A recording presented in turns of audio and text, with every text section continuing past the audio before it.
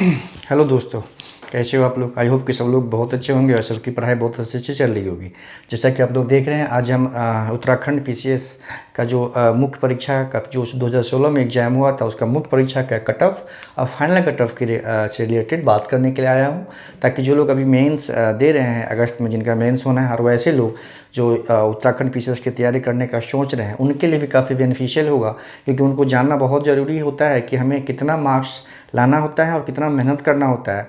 तो ये चूँकि ये अगर अच्छे से पता होगा आपको, तो आपको मेहनत कैसे करना है, किस दिशा में करना है और कितनी मेहनत करनी है, ये आप अच्छे से उसका आइडिया लगा पाएंगे और पूरा अच्छे से ईमानदारी से आप पढ़ाई पे फोकस कर पाएंगे। चलिए तो शुरू करते हैं। ये जो मैं जो बात कर रहा हूँ 2016 में जो उत्तराखंड पीसीएस का अपर का जो एग्ज़ाम हुआ था उसके रिलेटेड है। तो ये चूँकि उत्तराखंड में 3 साल लग ही जाते हैं फाइनलाइज करने वैकेंसी को। इसके लिए एक बार जब वैकेंसी आती है, जब फिर उसका पूरा प्रोसेस कंप्लीट नहीं हो जाता है, फिर दूसरी वैकेंसी नहीं आती है।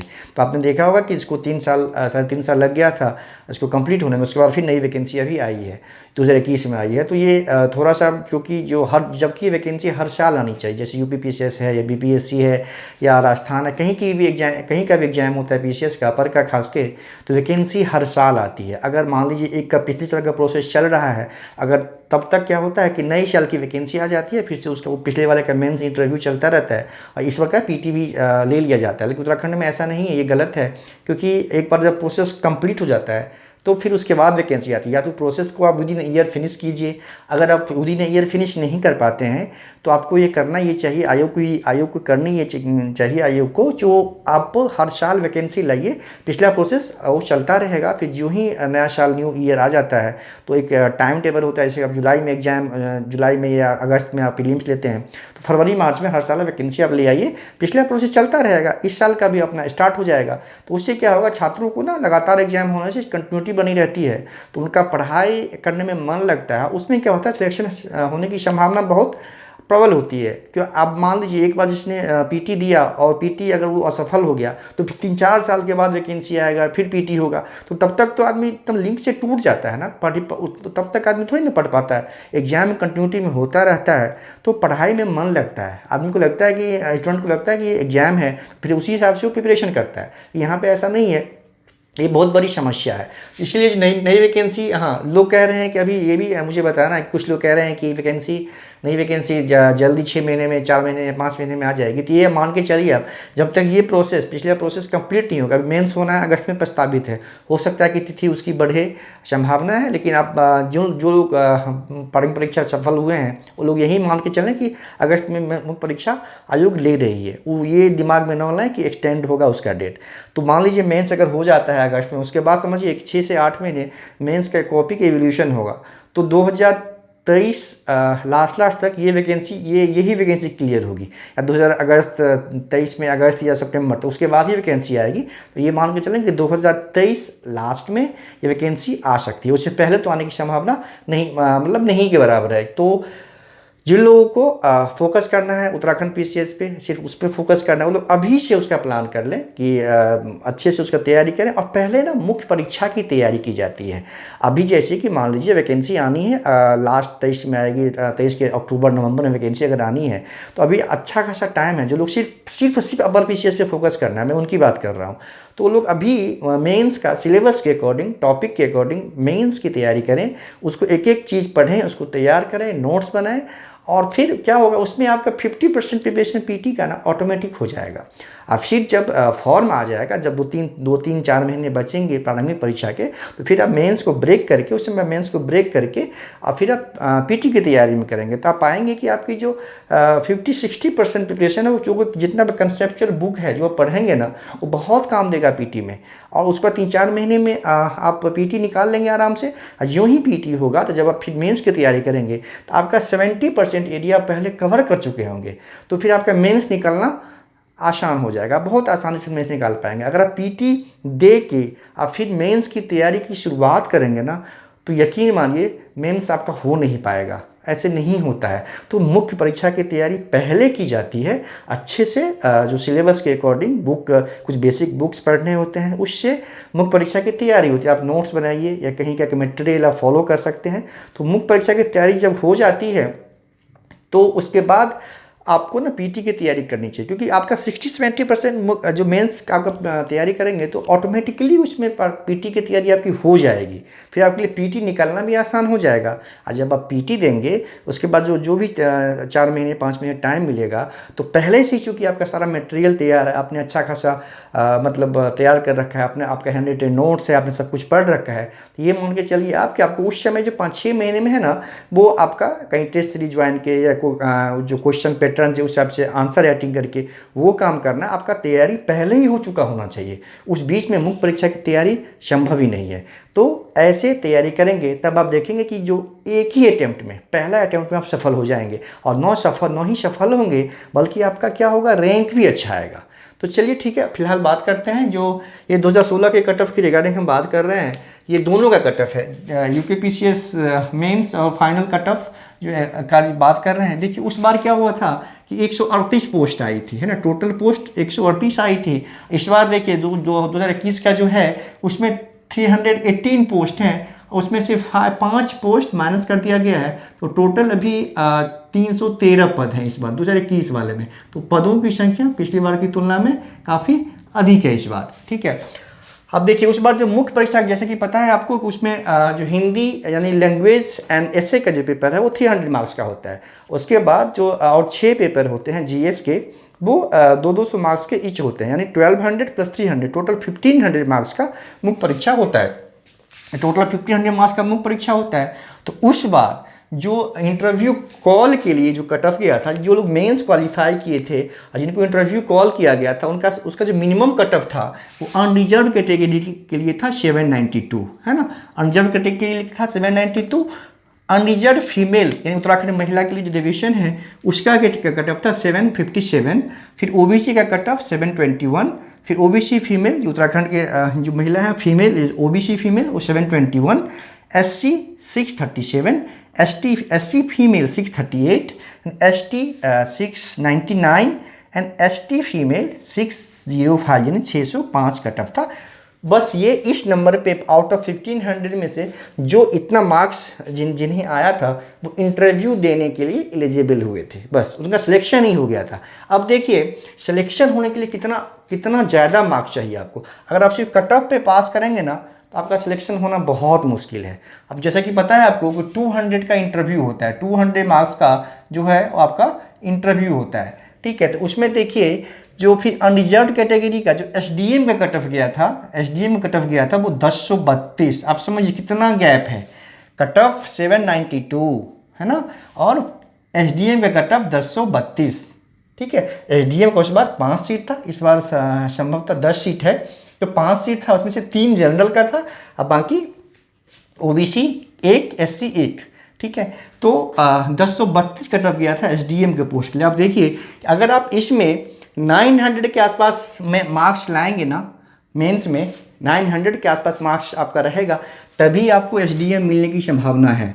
तो सिर्फ कट ऑफ पार करके क्लियर करके आपका सिलेक्शन नहीं होने जा रहा है। तो मेन मुख्य परीक्षा में ही आपको इतना मार्क्स लाना होगा कि आपका सिलेक्शन मेनली मुख्य परीक्षा से ही डिसाइड होता है। इसमें अगर आप 860 870 मार्क्स लाएंगे मुख्य परीक्षा में 870 के अराउंड, तभी आपका सिलेक्शन होने की संभावना बनेगी। अगर आप जस्ट कट ऑफ क्वालिफाई करेंगे तो क्रॉस करेंगे तो सिलेक्शन होने की संभावना बहुत कम, क्योंकि 200 में कितना भी नंबर दे देगा तो बहुत मुश्किल है आपका कट ऑफ क्रॉस करना, ठीक है। ये है। अब देखिए इसमें क्या था, अनरिजर्व जो एसडीएम की, ये है फाइनल कट ऑफ एसडीएम के लिए, मतलब अनरिजर्व 1032 है ना, अनरिजर्व फीमेल 1016, ओबीसी 1019, एससी 930 930, ठीक है। डिप्टी एसपी में पिछली बार 17 सीट था, तो उस बार देखिए अनरिजर्व का कट ऑफ गया था 973, ठीक है।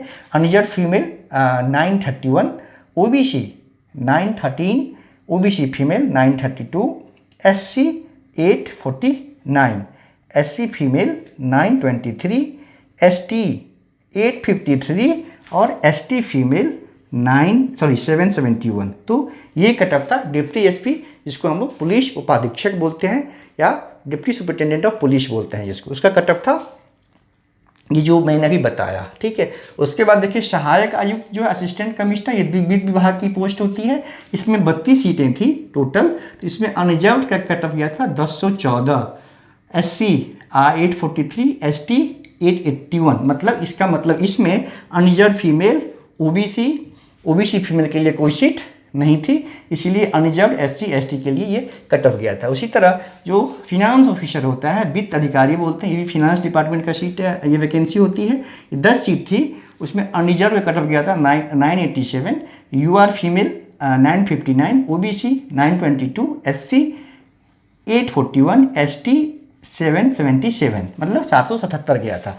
तो आप देख सकते हैं कि कट ऑफ जो है, मतलब मैं इसलिए बता रहा हूँ कि आप लोग समझें बातों को, जो लोग मुख्य परीक्षा दे रहे हैं उनके लिए भी है, और जो लोग UKPCS की तैयारी कर रहे हैं या तैयारी करने का सोच रहे हैं, तो मेंस को पहले कंप्लीट कर लीजिए अच्छे से। नहीं तो क्या होगा कि PT बार बार पास करेंगे और खुश हो जाएंगे, और फिर आप मेंस क्वालिफाई कर नहीं पाएंगे। अगर मेंस क्वालिफाई भी कर गए तो फाइनल सिलेक्शन होना बहुत मुश्किल है, अगर आपका मेंस बहुत अच्छा नहीं जाएगा या मेंस में आप बहुत अच्छा मार्क्स नहीं स्कोर करेंगे। और वो स्कोर कर कैसे पाएंगे आप, कि पहले ही तैयारी करनी पड़ेगी आपको मेंस की। PT देने के बाद मेंस की तैयारी नहीं की जाती। वो जो टाइम होता है बेसिकली वो रिवीजन का टाइम होता है, आंसर राइटिंग का टाइम होता है, टेस्ट सीरीज ज्वाइन करने का टाइम होता है, वो अपनी कमी को दूर करने का टाइम है। आपकी जो तैयारी है ना प्रॉपर, वो पहले ही हो जानी चाहिए, ठीक है। तो PT देने से पहले ही जो 6-7 महीने हैं यूज़ करके आप उसको मेंस की तैयारी में लगाइए, और पहले मेंस को 70-80% कंप्लीट कीजिए। उसका फ़ायदा ये होगा आपका कि अच्छा खासा PT आपका साथ ही तैयार हो जाएगा। फिर बाद में आपको सिर्फ करेंट और UK स्पेशल समथिंग जो उस तरह की जो घटना है वो आपको सिर्फ तैयार करना पड़ेगा। आपको जो बेसिक है, history, geography, polity, economics, science या साइंस टेक, वो सब पहले ही तैयार हो जाएगा आपका, क्योंकि मेंस सब करेंगे तो ट्रेडिशनल एरिया जो है आपका वो पहले कवर हो जाएगा मेंस में। तो PT में भी वो अच्छा खासा सिलेबस है, सिर्फ आपको करेंट और राज्य विशेष जो है उसकी तैयारी करनी पड़ेगी, आपका PT बहुत आसानी से हो जाएगा, ठीक है। ये था ऐसा। फिर देखिए डिस्ट्रिक्ट कमांडेंट का अनरिजर्व का 979 था, SC का 811 था। तो ऐसे करके सुपरिटेंडेंट जेल है 964 था इसका कटअप। मेरे हिसाब से सबसे कम कटअप यानी मिनिमम जो था, ये जिला अल्पसंख्यक कल्याण पदाधिकारी 952 कटअप गया था। जनरल का सीट था, ये 2 सीट था, 2 जनरल के लिए। तो मिनिमम जो कटअप था फाइनल का वो 952 किस पोस्ट के लिए था, वो था जिला अल्पसंख्यक कल्याण पदाधिकारी। देखिए अगर आप 7 ये आप ले भी आएंगे, अगर आप 792 अगर आप ले भी आते हैं,